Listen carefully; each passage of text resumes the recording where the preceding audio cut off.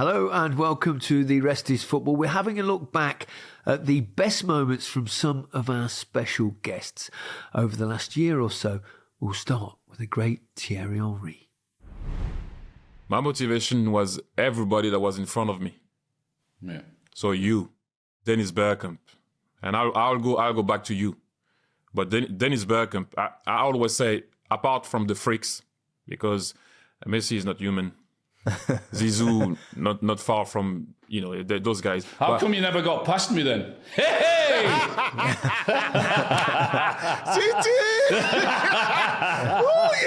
He took the bait there, didn't he? Alan, if I stayed longer, Alan, you know.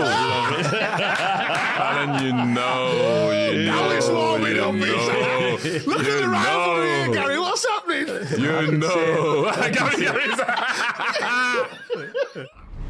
Gazza, what idiot turns down Man United? I know, unbelievable. But I remember the first couple of weeks when I signed it now, and I got fan mail. And I went, wow, this looks big. And I opened it up and it was from Sir Alex Ferguson. He caned me. He hammered us, you fat bee. People always say it would have been different if I signed for Man United. Would he kept us under control? Well, Eric Cantona two-footed somebody in the net in the stands. Wayne Rooney went with a granny and Ryan Giggs went with his brother's wife, so I made it fit it in. Micah's on the floor. Where are you, Micah? He's still around. He's on the floor laughing. You've got a point, Gazza. It's a good point. I must say, I get that all the time. I always hear that they say, "Oh, Gazza would have been fine under Sir Alex Ferguson." But I think you'd have been just as good. Oh man, yeah, that's brilliant, man. That's brilliant, Gazza. You all right, Micah?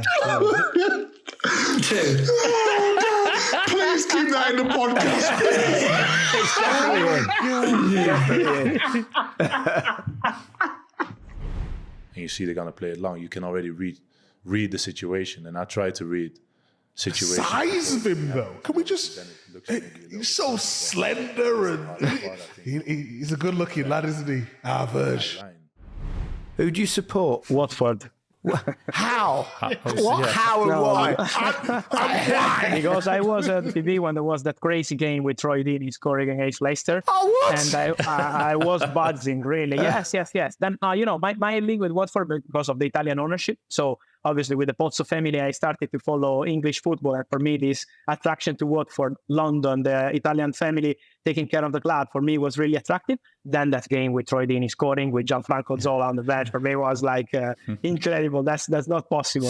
So let's get this straight, Fabrizio. You support Watford because they beat my team, Leicester. Yeah. I'm sorry, but that's the story. Jesus, that's a scoop. Who was the best player you ever played with? I want to say that position, if we talk about defender, is probably Paolo Maldini, for sure. Yeah. If we talk about midfielder, Andrea Pirlo, I think it could be Clarence Seedorf also. A great player. But Andrea Pirlo. Attacking midfielder, I would say, even playing with Ronaldinho, I think that I play with Ricky Kaká in his prime. Yeah. His prime when he was top. Because Ronaldinho came in AC Milan, he was already towards the latter stage of his exactly. Career. But I remember Ricky Kaká when he's come the first training. We look him like he looks like the boy, 18 years boy, come from the school. And then in the time when he start training, his speed accelerated, and then his quality. And then after first training, I think 4 or 5 of us come to Ancelotti say, he have to play immediately. Yeah. And then he's come right in the squad. He was in the competition with Rui Costa. Rui was great player too, but he gave us such a big impact in the Milan squad. In the prime, it's a Ricky prime. It's one of the best what I play with. The loyalty that Kenny showed me I was really poor. But then we played Tottenham and I scored the winning goal to win us the league. Having been shit for like 6-7 months, but that's how football works. You just never know why. And so get a chance to score the winning goal to win the league. Just amazing. He taught me something, Al, that I've never known before, how to use the shadows to know where the defender was. So you'll remember him doing turns with the outside of his foot, the inside of his foot. The shadows will always be there in the sense of it'll be a sunny day or it'll be floodlights. And it was incredible. And it was life-changing for me. I remember him saying exactly the same to me. When the ball's coming into you, have a look. You'll be able to, instead of having a feel of the defender where he was, you'll be able to see it with it in the shadows. And my response to him says, well, what happens when it's not sunny? I'm fucked. This is what it's like. But I thought he was taking the piss to begin with, but he was genuinely. And it's amazing hearing Peter saying Kenny told him the same thing, You talked about the obsession, actually, like with the Ballon d'Or. Do you think that's the case in Spain because of the Ronaldo-Messi thing over the last 15 years or so? I think that's enhanced it, and I think that's deepened it, but I think it goes back much further. I remember having a conversation with Michael Owen about this when Michael Owen came to Real Madrid, and one of the key reasons, and I promise I'm not exaggerating this, I would say possibly the single most important reason that Real Madrid went for Michael Owen was because he was a Ballon d'Or winner. Because there was this sense that this is the definition of who is the best player in the world. Bear in mind that you look at that Galactico era, it really mattered to Real Madrid that Figo won the Ballon d'Or, and then Zidane won the Ballon d'Or, and Ronaldo won the Ballon d'Or. This was, if you like, the objective measure of who the best player in the world is at a time when it was a different guy each year. Before we got to Ronaldo and Messi, and it was two guys for 15 years. And I remember speaking to Michael about it, and Michael saying that when he was at Liverpool, Gerard Houllier basically had to take him to one side and say, do you not realise how big this is? Because it wasn't a thing in England. And that Houllier had to say to him, from a continental point of view, this is really genuinely significant. And basically the reason I bring it up is that conversation was here in Spain when he was playing for Real Madrid, and essentially then led to me saying, this is everything here. To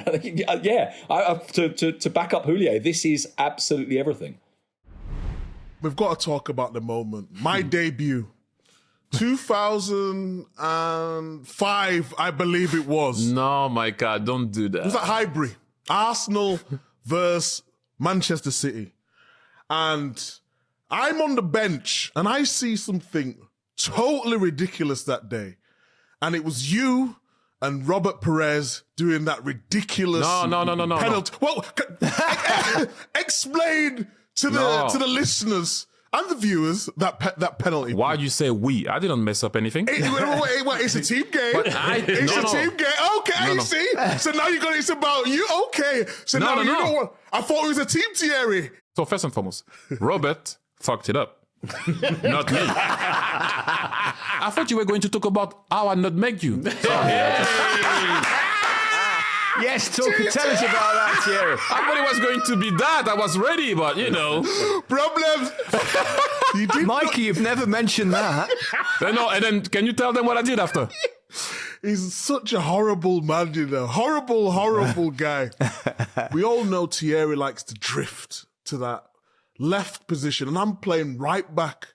And I'm just in awe of him. I'm looking at him, I'm like, wow. And that's why I talk about the socks were pristine, the shorts were fantastic, the shirt was fitted. He's definitely had it tapered. That was not a standard size kit. I'm not having it. You've had that tapered. 100%. So then the ball comes over. And me rushing over, whatever it is, trying to make a tackle, trying to make a name for myself. He's megged me. Oh dear. And then he's just turned round and winked at me. So my hero, I'm thinking, oh my God, I'm thinking, this guy's a wanker, really, isn't he? Ruined my confidence. He said to me and Gary, what he normally did is he found the biggest dope on the pitch and went and stood next to them where he knew he was going to get most joy. I'll be honest, I was always going where someone was bleeding and you were bleeding. Sorry, Michael. I'm just like a shark. That's an easy target. Sorry. I think we should address the elephant in the room, because a certain Alan Shearer still blames you for losing him his job. Explain yourself, please, Howard. Oh, Alan, it's taken 10 years, but obviously people are talking about acknowledging errors at the moment, and I do have to acknowledge that error. I blame Kevin Nolan. What happened, Howard? It was Newcastle, Fulham. But by the way, I'm not totally to blame, Alan. I only refereed one of those games that you were in charge for. But Kevin had been standing on the toes of Mark Schwarzer at corners, and I sort of had a word with Kevin, and this corner was awarded, and I saw him do it again, so I stopped it. You see referees blowing the whistle, going in, having a word, and what have you. So I did that, and I said, look, don't do it. Don't stand on his toes.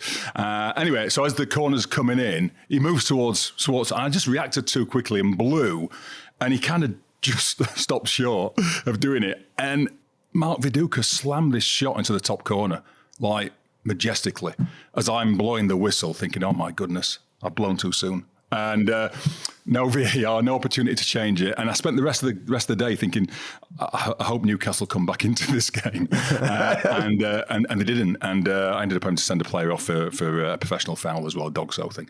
And Newcastle lost. And then I think you went to Villa on the last day, Alan, needing a win or a point, I can't remember, and you didn't obviously get it. And I remember I was down at West Ham on the same day, thinking, coming off the field, thinking, I hope Newcastle have got something out of the game, because otherwise that is going to be, that's going to be pretty significant, that decision to disallow that goal, that beautiful goal. Do you forgive him, Alan? Well, we did get relegated, and that goal did cost us a point, and we only got relegated by a point. So, but don't worry, Howard, I don't hold fucking grudges. You're all right. So you go through, you've now got a penalty to win the Champions League. I've done that, not in a Champions League final, but I've done that walk from the halfway line in a big game, which is quite tense, isn't it? Yeah. I was a young boy dreaming to win Champions League, and then this is the moment, score the goal and you win it. What's different about a penalty shootout, though, is that when you play in a game normally and you've got an opportunity to score, you don't have much time to think. Yeah. But with a penalty shootout, you've got a lot of time to think about it walking up to the take the spot kick, haven't you? That was the one of the reasons why I take the decision before, and then I walk there and I say, look, just stuck with the decision. What do you want to do? Yeah. Just stay there and don't change your mind. I know if in the moment when you maybe was not sure, you change something, you're going to miss for sure. And then I just stuck. I said, I want to, because I was looking Gigi Buffon, he always moving before the player shooting. Yeah. And then I said, you have to give you time to see where is he going to die. Yeah. And then I just, in the moment when, there's also the moment when I took the ball, and then I look the referee, look the goalkeeper, referee, goalkeeper. He come like that for 3 or 4 times because I didn't hear the whistle. And then everybody was like, is he going to take this? You're going to take that. And I looked, and then a referee said, yeah, you could go on. Good to go. Said, okay, fine. And I put the ball and just give me that time to look the goalkeeper. And then I saw he was moving the sides, and I just slowed down slightly. And when he was diving on the right, and I put the ball on the left. There's no better sight than seeing a goalkeeper going in the opposite direction to the ball. Yeah. Especially, I imagine, in a Champions League final and you win. Describe the emotion of that moment, if you can. It's probably is impossible, but it's like going on the moon. It's something. We're so happy because the game in the end was very difficult. We spent a lot of energy. I remember it was a celebration and we were so happy, but in the moment when we walked to the dressing room, we were so tired that we lying on the floor and then just stayed there like for half hour. Yeah, just it says in the book that you actually fell asleep in the dressing room after the game of winning Now, I find that like extraordinary. So there you are. You've won the Champions League for Milan. You scored the winning penalty. You've got all that euphoria. And then you get in the dressing room and you nod off for 20 minutes. Yeah. because I lost so much energy. Yeah. Like, it's so emotional, the game come, and because the big rivals, nobody want to lose the game. Even the game finished 0-0, but was a lot of opportunity to score, and it was the real battle. It's not just game; it was the battle. And we spent so much energy, the emotion, and of course, I don't know. I think it's very difficult to people to understand how hard extra time is at the end, because you focus on that 90 minutes, and then you've got to produce again. It's incredibly exhausting, isn't it? Yeah. What were the absolute highlights of your career for you personally? The great moments. I mean, the press gave me seconds here. I didn't do well or whatever. I could have been better. I went to every club I went to. I was the highest transferred player until that fella come along, went for 15 million and took it away from it. But when I went to Scotland, I mean, the press said I wouldn't do well up there. I played blindfolded up there. Jesus Christ. So, to score a hat-trick, to win the league for Rangers was an unbelievable feeling, That was some highlight. I remember we were playing the Scottish Cup final, and I didn't have the best of first halves, and it was Archie Knox went, "Yo, have you had a drink?" I went, "No." He went, "Go and get one." I went, "Oh, brilliant." So I remember going in the director's box and went, "Gives a treble brandy." I went, "That's nice, hold on, gives another couple." So I had 9 brandies. I went back to the dressing room and they went, "Have you had a drink?" I went, "Yeah, Gaffer." He went, "Get out there and do the business." I scored 2 in 10 minutes. I was fucking brilliant. And then it was rehab. Youngsters listening, that's not necessarily great advice. No, if they do like that, they've got potential. They've got potential. I know that the end of the season will be the end of Jurgen Klopp's era here, but everything he's done so far for the club and for me has been amazing. What is it about him that makes him so special? His charisma, but also the way he coaches, the way he gives confidence to the team, the way he applies his energy towards the team and also to the fans and to the club. But also, it's what I've seen to be a manager of Liverpool Football Club. You need more than just being a good coach. You need to understand the city, the culture, the history of the club, and live and breathe being on top of the Liverpool Football Club. And that's something I really learned over the years, that it's really important to have, and it's not an easy attribute to have. And obviously, there's only so much that could do that at a club like Liverpool. How important is Arsene Wenger in your career? I say so many times, Arsene opened my brain and Pep opened my eyes on the game. Arsene was just the type of guy that, and we all been in that situation. In this situation, a bit more you, Micah, complaining to your coach. I walked in his office. I didn't say anything. I came out. I felt like I was the best player in the world, and he said something that I said so many times, and I will repeat it again. So I came in, and Freddie wouldn't mind. I was like, Freddie never passes the ball. He goes like, Freddie Ljungberg, yeah? Yeah, sorry. Can Freddie see you? Sorry. Can he see you? I'm like, he has eyes, no? Can he not see me? What do you mean? Can he see me? He said, no, can he see you? I said, boss, what are you talking about? He said to me, don't ask yourself the wrong question. Can Freddie see you? I'm like, no, he cannot see me. No, that's true. He usually has his head down. So, well, start to think on how you should move with players. So I started to think, with Dennis, mostly you move however. Robert likes you to come short to do a 1-2. Freddie likes to dribble, so you need to be in his line of vision of dribble. So I started to move and make runs in function of who had the ball, instead of saying to myself, making the same run with Kolo Touré that I will make with Patrick Vieira. Kolo Touré didn't have a long pass. I'm making runs in behind. You stupid. It's not Kolo's fault. I'm going to kill him in 2 weeks for him to work on his long pass. But right now, he cannot make it. Why are you going long with Kolo? You can go long with Dennis. You can go long with Reyes. You can go long with Pires. You can go long with Patrick Vieira. You can't go long with those guys. So I started to adjust my game to them. This is where Arsene was brilliant, because he was making you realize this type of stuff. instead of me coming into the dressing room and just lose my mind for no reason. Yeah, you said Pep about opening your eyes, didn't you, Al? I was, and I'm still. But back in the days, I was stubborn as hell. Like, oh my gosh. You're still fucking stubborn as hell. What are you talking about? No. I'm nice now. No, seriously, Alan. If you don't bring me a fact, I'm talking. So we can talk all night. I'm talking. Okay, so I'm like, I think I know my game. You know, you come out of Arsenal, you're like, okay, I'm okay. You go to Barcelona, and the guy starts to tell, well, I had Rijkaard in between, but he comes. And the guy starts to tell me, you stay high and wide because we want to free space for Iniesta. And I'm looking at him and say, what the hell is he talking about, this guy?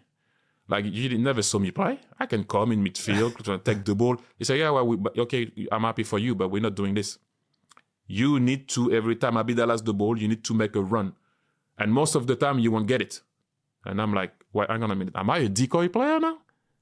You from touching every single ball, every half, even when I didn't want it? Yeah, you have to go running behind. If the player high line is for you, and which is people are not stupid, they were going with me, then you free the space for Andrés Iniesta that comes down the line, and then he can run, and then you pick your poison. I'm coming back from an offside position, Maneto gone. I'm going too far into details. But suddenly I'm like, that won't work. What is he talking about, this guy? Suddenly, that's exactly what happens every game. We knew what we had to do. Every single details in game. He was a freak on everything. He controls everything. And you're like, that won't last. Well, it does last. And every time, you know, he manages to... There is something that's brilliant for me with him, with Pep, okay? First and foremost, now fullbacks are getting educated to go inside. That's because of him. You know, fullback, you overlap. Or you underlap, however you want to call it, but now they go inside. And whenever you speak about his teams, you never remember who left. Yeah. It's a good point. I don't care. Like at one point, big teams, oh, you remember when they had Company? Yeah, they suffered for 2 years without Company. They suffered without Aguero. They suffered without David Silva. They suffered without Yaya Touré. Yeah. Nope. It's interesting with Pep, isn't it? Because Micah Richards? Mike is different. We said Pep. Yeah. What was Gary like to play with, Gazza? Oh. I know you're calling him Lynx on this, but what was he like? What was he like, person and player? I knew he was lethal anyway because I used to watch him when he was at Barcelona and that. And when we first signed, we had to do the medical, and he's lying there naked. I swear down, I fancied him straight away. He was fit as anything, tanned, smooth, handsome. He had everything and the works. Now you tell me, Gazza. Now you tell me. And he had a massive pair of lugs. Yeah, trophy head. It was unbelievable to play with somebody up front with so much talent. And yourself, Alan. I mean, I ruined him when I played against him. I scored. You ruined Nigel. I ruined him. I nearly ended his career that game. I've got to ask you about Gazza. Are we allowed to swear on you? Fucking right you are. The way he was with people was just incredible. And when I look at having the pleasure of playing for people like that, but Gazza was just a fruitcake. So Gazza and my son, Gaz, have got the same birthday. But thankfully, that's where the similarities end. We ring my son, Gaz, on my son's birthday when we're in Hong Kong. And so he says to Drew, how are you fucking doing? And so he starts swearing, and Drew's 7-year-old. And so he said to him, he said, me and your old man are in Hong Kong now. We're both pissed. And so, as you know, guys, I've never had a drink in my life. So my 7-year-old saying, oh my God. So I took the phone off him and I said, don't tell your mum. But he's just like that, and he's absolutely nuts. He really is. But he's nice nuts. And to be fair, you can't fault him. He is stupid. I don't think I've met a stupider footballer. But he's not a nasty person. He's just stupid. He's just got a heart of gold, really. But what a talent. He gave Drew, he gave him his first World Cup shirt. So he signed it to him and everything. And his first ever World Cup shirt, he gave it to my son. Do you remember the cake? Remember the cake on the birthday? So, Oh, yeah. So Bobby organised a cake in the shape of a brush. Remember, it was as daft as a brush in the shape of a brush. Yeah. And so he's got the cake. And so he sent it back. And we thought, wow, what's he doing? He loves cake. So he sends it back. And this cake comes back. Happy birthday, Gazza and Drew. So my son's name's on the cake now. He's just that type of kid. I don't know how he had the brains to think of it. But he's just a lovely, lovely kid. Love and adore him. What on earth possessed you to bring in an ostrich? No, because the lad said I was boring, and I'm not. So as I'm passing the zoo, I thought, right, that's what I'm going to do. And I went into the zoo and asked him to borrow an ostrich. I remember I put my Ian shirt on it and put it in the back of the car. And it's so funny, as I'm driving to the training ground, someone stopped, tooted the horn and went, put his thumbs up, and I went, wow, I'm famous, I'm recognised. I forgot it's the ostrich he's laughing at in the back of the car. And I just remember when the lads were warming up, I threw the ostrich onto the training pitch. Gaffer, I'm going to play for you, he's quick as fuck. Can we just say no ostrich were hurt in this podcast? The lads finished training at 12:30. You ever tried catching an ostrich? Well, no, not often. Oh, That is fantastic. Gosh. You're definitely not one to bury head in the sand. No, exactly, I know. I was actually at Highbury that day that you've flicked the ball up and turned and volleyed it in the top corner, and I was like, oh my God, what a goal that is. But it's the first time I scored a goal for my club as a fan. And I never experienced what Alan went through in ever. You did it so many times in your career, we all know that. But it's the first time also I let myself go on the goal. I mean, you see there, I was virtually on the verge of crying when I arrived Just for those listeners that are perhaps not aware, this would be when you returned to Arsenal and scored the goal. Yes, when I returned to Arsenal. And it has nothing to do with anything. Look, I was coming back from my holidays, but there was a level of expectation of they wanted to see me again. I wanted to see them again. And everybody went to the stadium for that. I'm not trying to be big-headed, but everybody went to the stadium for that. People even watched the game for that. And for the first time, I felt like I was with the fans. You ran to Wenger, didn't you? I remember. Yeah, I went to Wenger. I was at that moment. I'll be honest. Like if I could stop, I would have. If I could stop, I would have cried there. Like I couldn't. And then after, obviously me bullshitting, I went, oh yeah. And the first time I was enjoying every moment when I came back to Arsenal, because I came back as a fan. You know, even wearing the tracksuit. That night I left the stadium. And it was like 2 a.m. I stayed in the dressing room with my socks, my boots, my shin pads, the shirt and my short, and I sat there. My brother came down from the box, and at one point, Costas, the guy that was just Thierry, who would like to go home.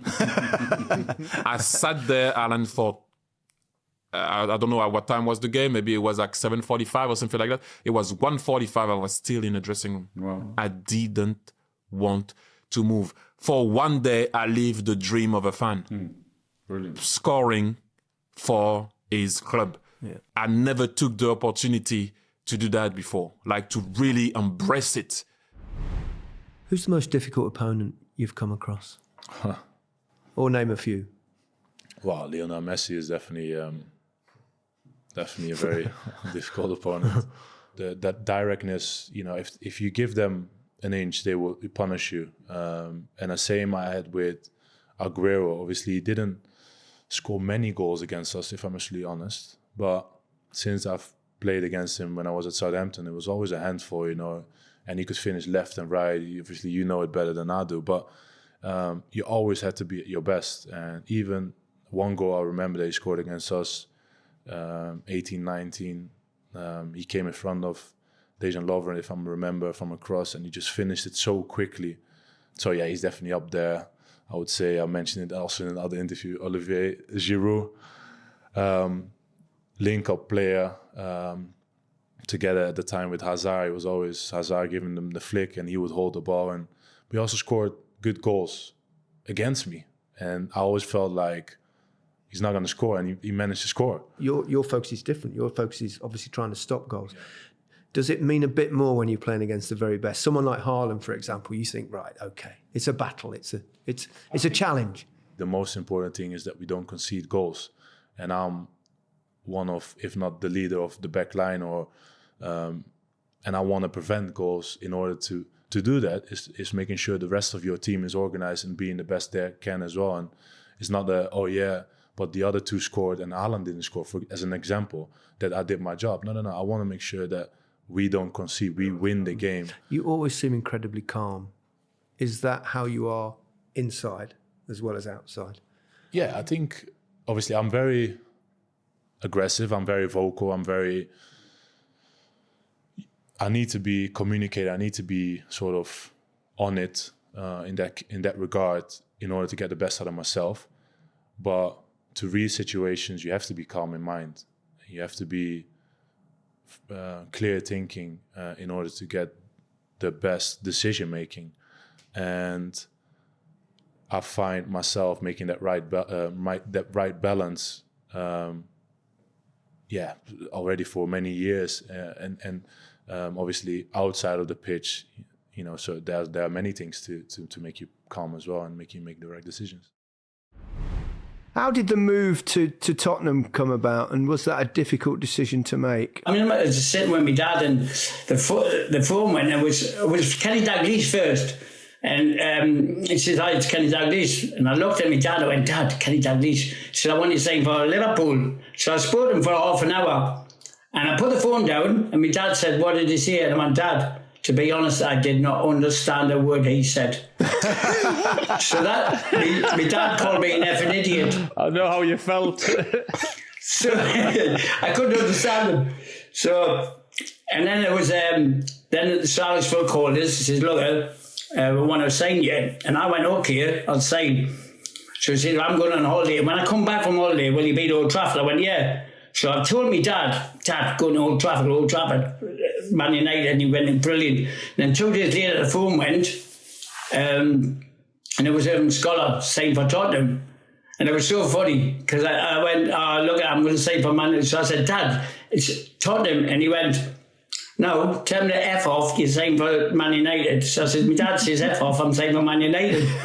So he went, tell your dad, I'll give him £120,000. Hold on, Dad, they're going to give you 120 grand if I sign for Tottenham. He went, what you waiting for then, son? That's what he said. I went, oh, yeah, I think I'm going to sign for Tottenham. And my dad went, he's not moved off the chair, and he went, son, the house has got a garage.